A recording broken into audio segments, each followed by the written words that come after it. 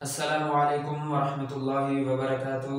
Viewers, हम सब ये बात बखूबी जानते हैं कि इस वक्त उम्मत मुस्लिमा ज़िंदगी के तमाम शोबजात की तरह तालीम के मैदान में भी मगरबी ममालिक से इंतहाई पीछे है। लेकिन उम्मत मुस्लिमा हमेशा से ऐसी नहीं रही, बल्कि अपने अरूज के दौर में उम्मत मुस्लिमा ने दीगर शोबजात की तरह तालीम के मैदान में भी तमाम दुनिया पर राज किया है और मुस्लिम दुनिया की जामियात और यूनिवर्सिटियों में दुनिया भर के आला तरीन साइंसदान जमा होते थे और तालिब इल्म भी वहाँ पर अपनी इल्मी प्यास बुझाने के लिए आते थे। तो आज की गुफ्तगू का मौजू हमारा एक ऐसा ही तालीमी इदारा है जिसको जानकर आपको यह अंदाज़ा हो सकेगा कि माजी में मुसलमानों के पास भी किस किस तरह के आला तरीन तालीमी इदारे और यूनिवर्सिटियाँ मौजूद थीं, जबकि आजकल हाल ये है कि दुनिया की टॉप 10 यूनिवर्सिटीज़ में पाकिस्तान तो क्या पूरी दुनिया की पूरी इस्लामी दुनिया की कोई एक भी यूनिवर्सिटी नहीं है। तो आइए अब हम अपने असली मौजू की तरफ आते हैं।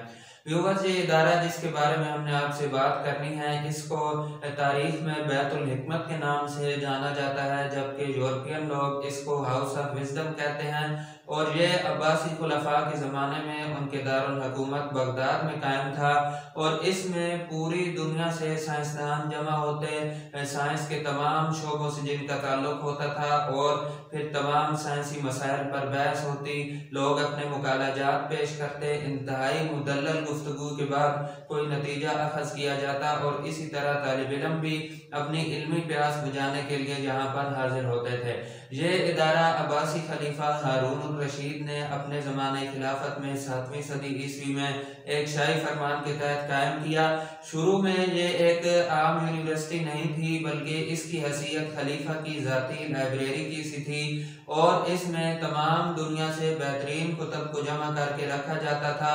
और खलीफा हारून रशीद ने आला तरीन ट्रांसलेटर्स की खिदमत भी हासिल कर रखी थी, जिनका काम ये होता था कि वो तमाम इकट्ठी की गई किताबों को अरबी ज़ुबान में तर्जमा करें ताकि उनको मुसलमानों के अफादा आम के लिए पेश किया जा सके।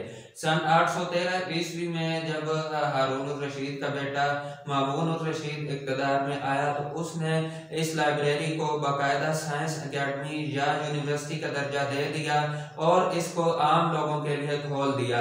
खलीफा मामून रशीद के ज़माने में इस इदारे ने बहुत तरक्की की, इसका नाम पूरी दुनिया में गूंजने लगा और ये दुनिया का अपनी नौइयत का पहला इदारा था जिसमें बाकायदा शोबाजात कायम किए गए थे, जहाँ हर शोबे की अलग अलग तालीम दी जाती थी। और इसमें ऐसे शोबाजात कायम थे जिनको आज के ज़माने में हम इस्लामियात, फ़िक़्ह, इकनॉमिक्स, फाइनेंस, ज्योग्राफिया, फिजिक्स, केमिस्ट्री, आर्किटेक्चर और इंजीनियरिंग वगैरह का नाम दे सकते हैं।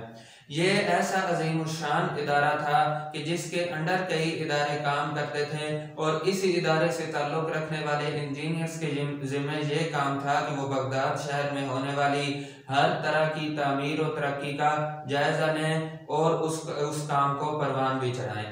ये इदारा कितना तरक्की याफ्ता था और कितना जदीद इदारा था, इस बात का अंदाज़ा हम इस ज़माने से लगा सकते हैं कि यहाँ से ही पढ़े हुए साइंसदानों ने इतनी गहरी नहरें खोदी कि आज के ज़माने की भी जदीद साइंस इस बात पर हैरान है कि आखिर इतनी गहरी और इतनी लंबी नहरें उस ज़माने में किस तरह खोद दी गई। यानी उस ज़माने की जो नहरें हैं उनका मवाजना जब आज के ज़माने की नहरों से किया जाता है तो आज की साइंस भी इससे आजिज़ आ जाती है। इसके अलावा खलीफा मामून रशीद के ज़माने में इस इदारे के शोबे जोग्राफिया में भी बहुत ज़्यादा काम हुआ। दुनिया का नक्शा बनाया गया जो कि माजी में बनाए गए नक्शों के ज़माने से काफ़ी बेहतर था। इसके अलावा इसी इदारे के ज़ैर एहतमाम बगदाद शहर के बाहर एक रसदगाह यानी स्पेस स्टडी सेंटर भी कायम था, जहाँ से उस ज़माने में होने वाले सूरज ग्रहण और चांद ग्रहण का मुशाहिदा भी किया जाता था। इसके अलावा मुख्तलिफ सैयारों की खला में और अपने महवर के गिर्द गर्दिश का मुआयना करके उनके पैरामीटर्स तहरीर की गए जिनको अलजीज कहा जाता है। इसके अलावा मारूफ साइंसदान बतलीमूरस की किताब अल-मैगिस्ट में गलतियों की निशानदेही करके उनकी इस्लाह भी की गई। अपने वक़्त के बहुत से आला तरीन साइंसदान इस तालीमी इस इदारे से वाबस्ता थे, जिनमें अल-ख्वारिज़मी, अल-किंदी, इब्नुल हैसम, हुनैन इब्न इसहाक, मोहम्मद मूसा और उसके दो भाई अहमद और हसन शामिल हैं। दोस्तों, ये अल-ख्वारिज़मी वही मारूफ रियाज़ीदान हैं जिन्होंने अलजबरा ईजाद किया। इसके अलावा उन्होंने हिंदुस्तान में लाए डेसिमल सिस्टम को अरब में मुतारिफ कराया और साथ साथ उनका एक और अजीम कारनामा यह है कि उन्होंने रियाजी ज़बान में एल्गोरिथम्स तहरीर किए। ये एल्गोरिथम्स वो चीज़ हैं जिनसे आज के ज़माने का 9वीं और 10वीं जमात का बच्चा बखूबी वाकिफ होता है, और यही एल्गोरिथम्स आज के ज़माने की जदीद कंप्यूटर्स में भी इस्तेमाल किए जा रहे हैं। इसके अलावा एक और मारूफ साइंसदान अल-ख्वारिज़मी, जिन्होंने क्रिप्टो एनालिसिस के शोबे में बहुत ज़्यादा काम किया, वो भी इसी इदारे से वाबस्ता थे।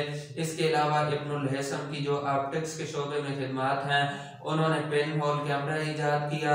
इसके अलावा उन्होंने कई किताबें भी तहरीर की जो बाद में लंबे अरसे तक यूरोप के तालीमी इदारों में पढ़ाई जाती रहीं, वो भी इसी इदारे के साथ वाबस्ता रहे।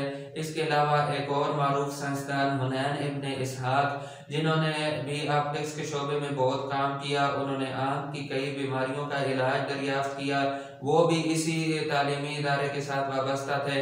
इसके अलावा फिजिक्स के मारूफ साइंसदान मोहम्मद मूसा, जिन्होंने पहली दफ़ा ये दरियाफ्त किया कि फिजिक्स के कवानीन तमाम दुनिया में हर जगह यकसां होते हैं। इसके अलावा उनके दो भाई अहमद और हसन, जो इंतहाई ज़हीन तरीन इंजीनियर थे, और इन तीनों भाइयों को दुनिया बनु मूसा बिरादरान के नाम से जानती है, वो भी इसी तालीमी इदारे के साथ वाबस्ता थे। और इन्हीं अहमद और हसन ने इंजीनियरिंग की एक किताब बुक ऑफ इंजीनियस डिवाइस तहरीर की, जिसमें 100 साइंसी आलात का इस्तेमाल और उनकी तस्वीर दी गई हैं।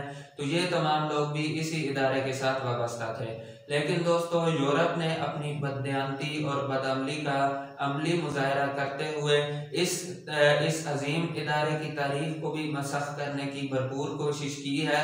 इसका एक बेहतरीन मिसाल ये है कि मारूफ कीमियादान जाबर बिन हयान के नाम को और उसके काम को वो बिगाड़ के जैबर बिन हयान के नाम से पेश करते हैं। जाबर और जैबर, अब आप दोनों देखें कि इनमें कितना फ़र्क है। तो इसी तरह दोस्तों, ये ऐसा अजीम शान इदारा था कि एक वीडियो में इसकी पूरी खिदमत का अहाता करना मुमकिन नहीं है। 1258 में जब मंगोलों ने बगदाद पर कब्जा किया और बगदाद शहर को कब्जा करके तबाह बर्बाद कर दिया, शहर की ईंट से ईंट बजा दी, तो ये इदारा भी उनके इस हमले से ना बच सका।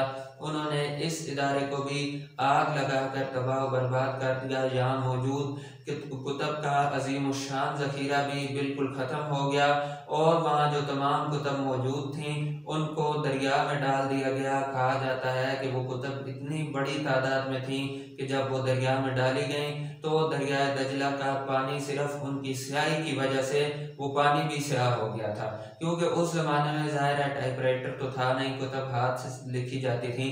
तो ये ऐसा अज़ीमुशान इदारा था कि उसके बाद आज तक इस पाए का कोई इदारा मुसलमान नहीं बना सके।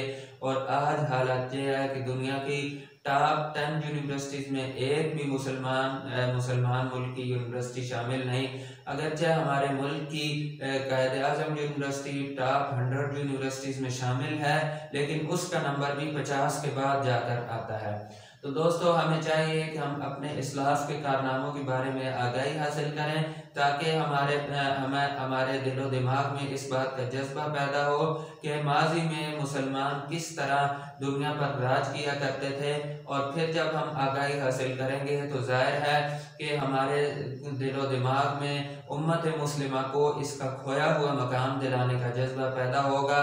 तो ये हमारी आज की वीडियो थी। मिलते हैं अगली वीडियो में। अस्सलामु अलैकुम व रहमतुल्लाह।